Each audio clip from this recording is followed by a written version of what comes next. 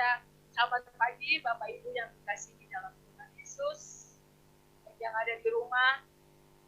Kalau saya percaya kita semua di dalam keadaan sehat, semangat, kuat. Karena apa? Sesuai dengan pujian bahwa Tuhan ada dalam hidup kita, Tuhan ada di tengah-tengah rumah tangga kita. Puji nama Tuhan, saat pagi hari ini kita langsung saja membaca firman Tuhan karena waktu berjalan terus. Puji nama Tuhan, Bapak Ibu Saudara yang dikasihi dalam Tuhan Yesus, kita akan membaca kitab Ulangan. Ada satu ayat saja, kita akan pelajari bersama-sama, mempelajari firman Tuhan, baik yang ada di rumah maupun yang ada di gereja. Kitab Ulangan, pasalnya yang ke-31, ayatnya yang ke-8. Saya ulangi kembali. Kitab Ulangan pasal 31 ayatnya yang ke-8. Saya akan bacakan bagi Bapak Ibu Saudara semua buat kita pagi hari ini. Kitab Ulangan pasal 31 ayat yang ke-8. Demikian bunyi firman Tuhan. Sebab Tuhan, Dia sendiri akan berjalan di depanmu. Dia sendiri akan menyertai engkau. Dia tidak akan membiarkan engkau dan tidak akan meninggalkan engkau. Janganlah takut dan janganlah patah hati. Kalau terjemahan sama, patah hati ini bilang janganlah terkejut. Ya, itu terjemahan namanya. Ya, puji nama Tuhan, Bapak Ibu Saudara kasih Tuhan Yesus. Ulangan 31 ayat 8 ini adalah kitab Taurat yang ditulis oleh Musa. Ini kitab yang kelima dari apa yang ditulis Musa. Kejadian, Keluaran, Imamat, Bilangan, Ulangan. Ini kitab Taurat. Dan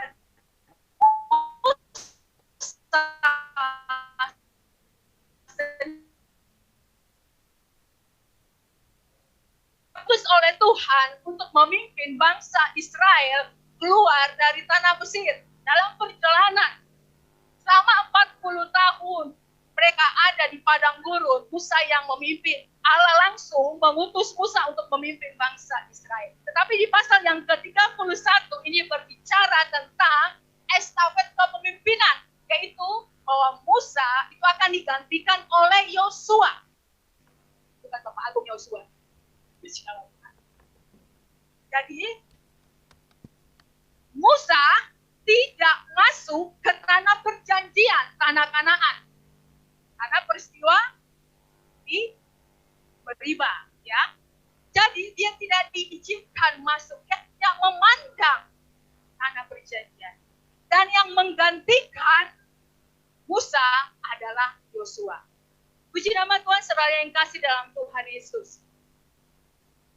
Firman Tuhan pada saat pagi hari ini pada saat ini ditulis, Musa dan bangsa Israel itu ada berada di daerah Sidim, di sebelah selatan Sungai Yordan, di dataran Moab. Situlah ini ditulis. Ya. Pada saat pagi hari ini kita akan belajar tentang kebenaran firman Tuhan. Kalau ayat yang ke-8 itu dengan jelas dirinci berkata, ya sebab Tuhan dia sendiri, sebab Tuhan dia sendiri yang akan Bapak Ibu tadi sudah mendengar, bahkan sudah membaca. Bapak Ibu Saudara yang dikasih dalam Tuhan Yesus. Tetapi ada 2 poin yang akan kita pelajari pada saat pagi hari ini, baik yang ada di rumah maupun yang ada di gereja. 2 poin itu adalah di kalimat yang terakhir. Jangan takut, janganlah patah hati. Ternyata janganlah takut ini sudah ada jawabannya di kalimat yang sebelumnya, sebelum kita baca tadi ya. Jangan. Jadi yang pertama, seruan yang sama juga disampaikan kepada kita saat pagi hari. Kalau ini terjadi pada zaman Musa, bangsa Israel keluar dari Mesir untuk memasuki, sebentar lagi mereka sudah memasuki tanah perjanjian. Dan apa yang difirmankan oleh Allah pada waktu itu, tidak ada satupun yang tidak dipenuhi oleh Allah bagi bangsa Israel. Dan saat pagi hari ini, seruan yang sama diberikan, ditujukan kepada Bapak, Ibu, dan saya. Bahwa yang pertama, poin yang pertama adalah jangan takut. Jangan takut itu jawabannya ternyata ada yang bagian atas dari firman Tuhan ayat yang ke-8. Sebab apa? Dikatakan, janganlah takut, Tuhan Dia sendiri berjalan di depanmu dan Dia menyertai engkau. Ini ada jawabannya. Jangan takut. Jawaban sudah ada di ayat yang pertama. Dia menyertai. Berarti kalau menyertai itu, Bapak Ibu Saudara yang kasih Yesus, Dia menuntun, Dia membimbing, Dia yang membuka jalan buat kita. Bahkan pada saat itu bangsa Israel. Ya? Menuntun, membimbing, menyertai. Menyertai itu hal yang memang kita perlukan dalam kehidupan. Tanpa Tuhan, kita tidak bisa beraktivitas dalam kehidupan. Jadi kita butuh penyertaan Tuhan dalam kehidupan kita. Sama dengan bangsa Israel. Bapak Ibu Saudara yang kasih dalam Tuhan Yesus, Tuhan Dia sendiri akan berjalan di depan. Berarti Tuhan yang kita percayai saat ini, yang kita yakini, yang kita sembah adalah Tuhan yang hidup. Dia bukan patung. Dia bukan manusia yang bisa lupa akan janjinya. Tetapi dia katakan, Dia sendiri akan menyertai kau. Berarti Dia Tuhan yang hidup. Jadi kita tidak perlu ragu sebenarnya kepada Tuhan. Tetapi terkadang kedagingan kita menuntut kita untuk tetap ragu akan janji Tuhan, penyertaan Tuhan di dalam kehidupan kita. Itu sebabnya semua anak-anak Tuhan disarankan, dianjurkan untuk tetap melakukan hubungan yang baik, yang intim dengan Tuhan. Setiap saat, setiap waktu. Karena tanpa itu, Bapak, Ibu, dan saya tidak akan dapat berjalan di tengah-tengah dunia ini. Maka sama dengan bangsa Israel. Begitu banyak hal yang mereka lewati dalam perjalanan 40 tahun menuju tanah berjanji. Kadang mereka ragu, ya, bersungut-sungut. Itu juga kadang di dalam kehidupan. Tapi Bapak, Ibu, dan saya harus percaya baik yang ada di dalam bahwa Tuhan yang kita percayai, yang kita yakini terima sebagai Tuhan dan Juru Selamat adalah Tuhan yang hidup. Sebab Dia hidup, ada hari esok. Akan di kitab Amsal pasal 23 dikatakan, hari depan itu sungguh ada, masa depanmu tidak akan pernah hilang, dikatakan. Kitab Amsal. Jadi dalam firman Tuhan tidak pernah ada kepalsuan dan kebohongan. Firman Tuhan dikatakan iya dan amin. Makanya Musa berkata kepada bangsa Israel, engkau sendiri melihat bagaimana Tuhan memimpin bangsa ini, bangsa Israel ini sampai kepada tanah berjanji. Melihat tidak ada satupun, kalau Musa berkata dalam kitabnya, kalau Bapak Ibu baca dari Keluaran Ulangan, tidak ada satupun yang tidak dipenuhi oleh Allah di dalam perjalanan kemanusiaan. Diminta daging, dikasih daging. Diminta roti, dikasih roti. Kasut, bahkan kasut mereka selama panjang perjalanan di padang pasir tidak pernah ada rusak. Air tidak pernah kekurangan. Tetapi manusia cenderung lupa. Ketika kita lupa, sebenarnya di dalam perjalanan kita, Tuhan selalu menyatakan mujizat pertolongannya, benar Bapak Ibu? Ya. Tetapi kita bisa lupa loh, sehingga kita bertanya, meragukan lagi Tuhan kita.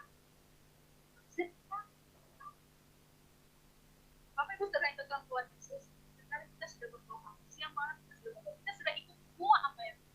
Tetapi kenapa doa ini belum ada yang belum terjawab?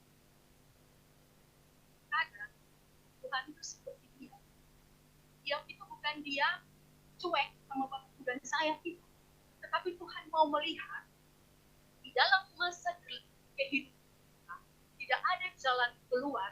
Tuhan itu sebenarnya mau lihat iman kita itu sampai di mana ketika masa sulit terjadi. Kalau dikatakan seperti menguji, sering kita berkata, Tuhan seperti yang tadi, aku percaya, Tuhan aku percaya Engkau Maha Kuasa, Engkau besar. Terkadang itu hanya slogan aja dari mulut bibir kita, ya. Karena apa? Ketika persoalan terjadi, belum ada jawaban dalam, belum ada. Jangan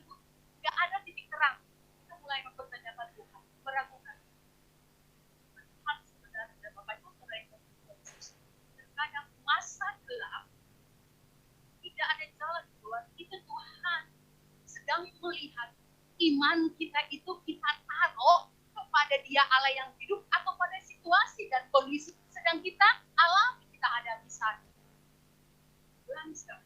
Terkadang masa gelap, masa sulit, tidak ada jawaban yang kita terima, itu Tuhan mau lihat kita beriman kepada Dia Tuhan yang hidup atau kepada keadaan situasi kondisi yang tidak jelas. Jadi itu dikembalikan. Jadi pada saat ini situasi kondisi apapun yang sedang kita alami, itu Tuhan bukan cuek, bukan acuh. Dia hendak melihat Bapak Ibu dan saya masa-masa sulit melihat iman kita itu kepada siapa? Kepada yang kita percayai Tuhan yang hidup atau kepada situasi kondisi yang sudah tidak ada jalan keluar? Jawabannya ada dalam hati masing-masing. Kalau kita sudah mengenal Tuhan, kita pasti bisa mengikuti irama ritmenya Tuhan berjalan. Sama dengan manusia. Mereka melihat mujizat Tuhan, tetapi mereka tidak dapat mengikuti ritmenya Tuhan berjalan. Jangan takut. Sebab jawabannya ada di atas. Sebab Tuhan yang hidup itu, Dia akan berjalan di depanmu. Kalau Tuhan berjalan di depan kita, berarti Dia tidak akan membuat kita celaka. Dia tidak akan membuat kita masa depan kita hancur. Karena firman Tuhan tidak pernah merancangkan kecelakaan bagi orang-orang yang mengasihi.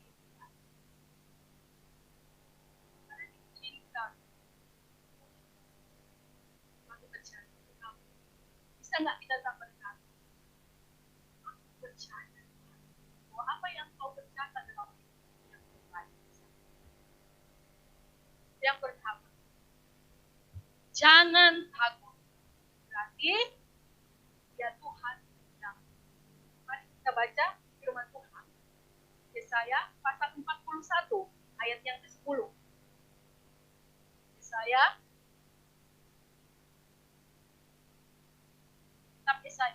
pasal 41 ayat yang ke-10 saya akan bacakan buat kita semua. Yesaya pasal 41 ayat yang ke-10 demikian firman Tuhan. Janganlah takut sebab aku menyertai engkau. Janganlah bimbang sebab aku ini Allahmu. Aku akan meneguhkan bahkan akan menolong engkau. Aku akan memegang engkau dengan tangan kananku yang membawa kemenangan. Jadi kita berjalan, kemudian Tuhan itu menuntut memegang kehidupan kita. Jangan lepas, jangan membelakangi Tuhan. Kita di depan, Tuhan di belakang. Tetapi biarlah kehidupan kita berpaut kepada Tuhan. Biar Dia yang pegang tangan kita berjalan di dalam lembah kegelapan. Karena kita akan menemukan mata air yang manis. Mata air yang manis dari Tuhan itu akan dapat dirasakan oleh semua. Itu akan mengalir, menyegarkan jiwa kita, memuaskan dahaga kita. Sebabnya firman Tuhan, jangan takut. Dia sendiri akan memegang kita dengan tangan kanannya. Mata air mengalir dalam kehidupan kita. Itu yang pertama. Yang kedua, yang terakhir. Boleh dikatakan tadi firman Tuhan dikatakan tadi, janganlah takut. Dan yang kedua, dan terakhir, janganlah patah hati. Ini kalau berbicara tentang hati ya. Kalau berbicara tentang hati ini susah-susah gampang. Tapi pada saat pagi hari ini kita belajar. Jangan patah hati, kalau bahasa terjemahan lama itu jangan terkejut. Jangan patah hati, maksudnya jangan ciut, jangan tawar hati. Karena apa? Janganlah patah hati, karena kembali jawaban jangan patah hati ada juga di kalimat yang kedua. Dia tidak akan membiarkan engkau dan tidak akan meninggalkan engkau. Jadi kita tidak dibiarkan sendiri di dalam menjalani masalah-masalah yang ada di kita. Jangan patah hati. Makanya katakan, bangsa Israel, ini pesan ini kita menyuruhkan kepada Yosua dan bangsa Israel.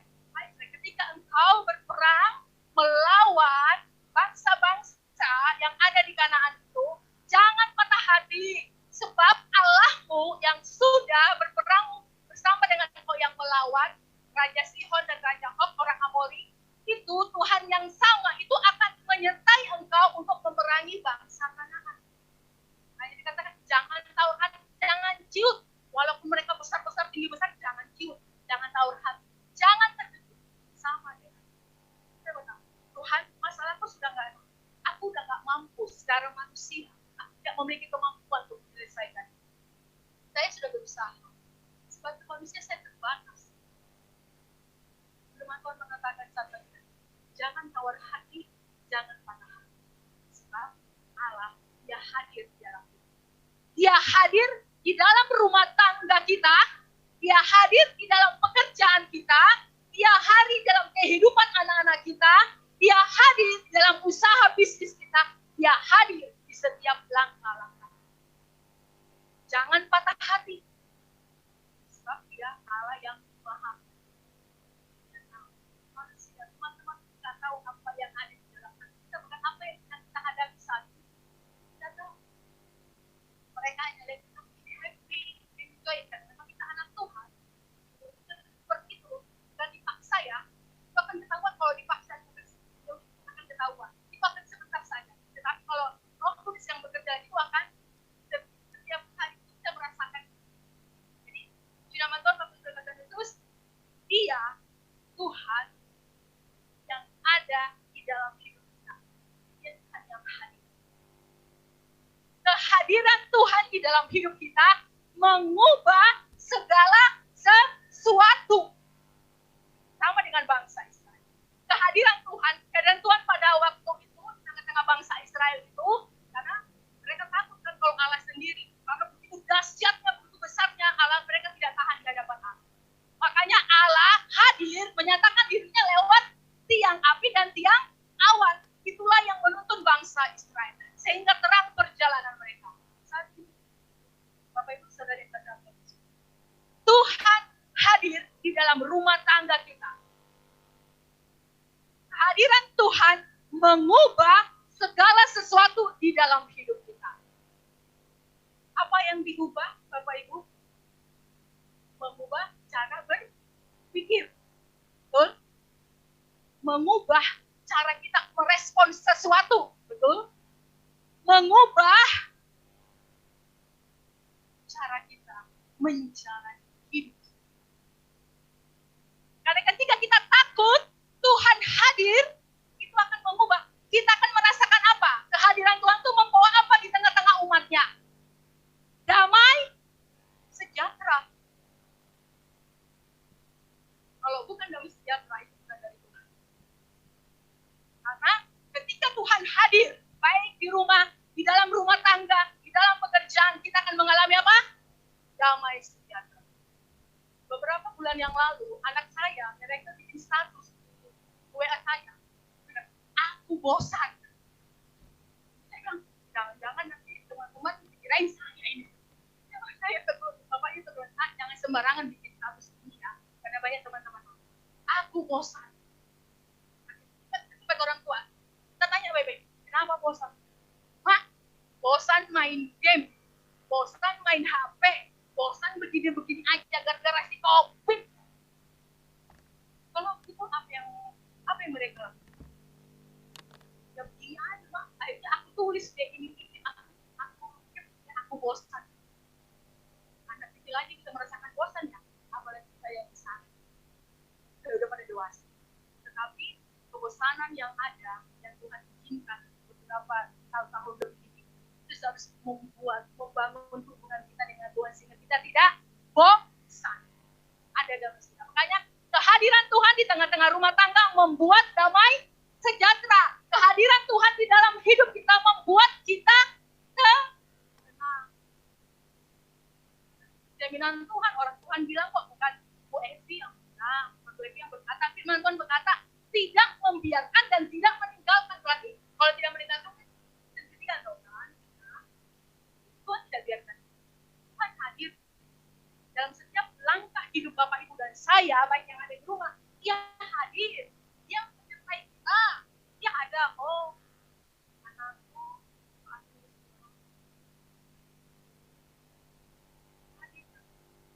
Bapak-bapak yang ada dalam rumah tangga, bukan rumah ibadah Allah. Itu hanya yang ada di dalam menyatakan. Kalau Tuhan hadir, pasti mujizat terjadi. Amin. Pasti mujizat terjadi. Pasti ada jalan keluar. Saya akan akhir sebelum ayat yang terakhir kita baca. hamba Tuhan. Dia bicara kata iman pada Tuhan Yesus. Penjara dan harus merasakan hidup. Dan tentu ketiga, kalau di penjara itu kan tidak bebas. Semua serba terbatas. Tentu ketiga, odolnya habis. Jadi sudah 3 hari tidak bisa gigi. Oke, bayangkan. Jadi, dia berdoa sama Tuhan. Dia tanya istrinya, besok teman-temannya untuk bawa perlengkapan dan selamat penjara. Nah, selama 1 lebih, tidak ada yang datang. Dia sudah berdoa. Tuhan, tolong kirimkan odol, sudah 3 hari tidak bisa. Di dalam kita ngomong ya, istri Tuhan, supaya datang. Ditunggu, dan dia datang datang. Terus lagi teman-temannya yang minta masuk dia, tidak datang juga. Saya nggak tahu Pak, kenapa saya dimasukin ke penjara. Sel ini kan nggak ngerti kesalahan saya apa. Kok bisa begitu ya? Kaget juga. Kok nggak kesal kok bisa masukin? Nah, besok paginya Bapak Ibu, si Bapak tadi yang baru masuk dipanggil masukin di berkasih. Bapak yang baru masuk itu bilang, Pak, saya titip bungkusan saya ya sama Bapak, nanti saya kasih balik lagi. Nanti Pak siapa? Kasih. Nah, kalau Bapak sampai malam, si Bapak tadi kan nggak kembali lagi ke sel. Lalu hamba Tuhan tadi bertanya kepada si Pak, tadi yang satu saudara saya kemana? Oh, dia sudah nggak kembali ke sini, dia pulang, salah tangkap. Makanya dari awal bilang, saya nggak tahu salah saya apa, ternyata salah orang, salah tangkap. Ternyata si Bapak tadi yang salah tangkap dia punya toko sembako besar. Jadi ketika dia tahan di ketakutan, dia masukin bawah. Ketika si saudara pada hamba Tuhan, Pak, dipegang ya Pak, kembali lagi. Nah, oke. Ternyata Bapak Ibu Saudara di tadi yang di penjara tadi yang salah tangkap itu sudah keluar. Lalu dia berpikir, ini apa yang bisa dia buka? Ternyata apa Bapak Ibu? Odol. Bayangkan odol yang dia butuh sudah 3 hari tidak gigi. Odol banyak. Gak ada yang lain kecuali odol doang dimasukin dari untuk kita takutkan. Odol doang dimasukin dan akibat lagi. Apa yang kita lihat? Ternyata orang yang tidak pernah kita pikirkan pun Tuhan bisa pakai. Pernah ada pikirkan orang yang salah masuk penjara tangkap sebagai odol tidak pernah didapat diprediksi oleh manusia. Bahkan hamba Tuhan itu pun yang dia pikir nanti istriku, teman-temanku yang bawa odol, ternyata orang yang salah tangkap bawa odol. Akhirnya apa? Dia bisa sikat gigi, dia bagi-bagi itu odol kepada teman-teman. Itulah Tuhan. Ketika dia hadir, ketika dia turun tangan, dia pasti akan datang. Mari ayat yang terakhir. Kita baca firman Tuhan. Yohanes pasal 14. Yohanes pasal 14. Ayatnya yang ke-20. Kehadiran Tuhan membawa damai sejahtera. Injil Yohanes pasalnya yang ke-14. Saya akan bacakan buat kita semua sebagai ayat terakhir untuk memberikan firman Tuhan sahabat kami. Yohanes pasal 14 ayat yang ke-27. Demikian bunyi firman Tuhan. Damai sejahtera kutinggalkan bagimu. Damai sejahteraku kuberikan kepadamu. Dan apa yang kuberikan tidak seperti yang diberikan oleh dunia kepadamu. Janganlah gelisah dan gentar hatimu. Nama Tuhan. Mari Bapak Ibu, nanti jangan gelisah, jangan gentar hatimu. Kadang itu terjadi dalam hidup kita. Mari, ketika situasi kondisi tidak memungkinkan, membuat kita seperti ciut patah hati, datang saja sama Tuhan, berdoa. Bapak Ibu akan menemukan jawaban. Bapak Ibu akan melihat mujizat. Bapak Ibu akan melihat, merasakan Tuhan itu menyelesaikan setiap pergumulan dalam hidup saat ini. Amin. Firman Tuhan, kita naikkan satu pujian. Baik yang di gereja, saya undang bangkit berdiri. Bapakku datang kepada takut, tapi kau besar.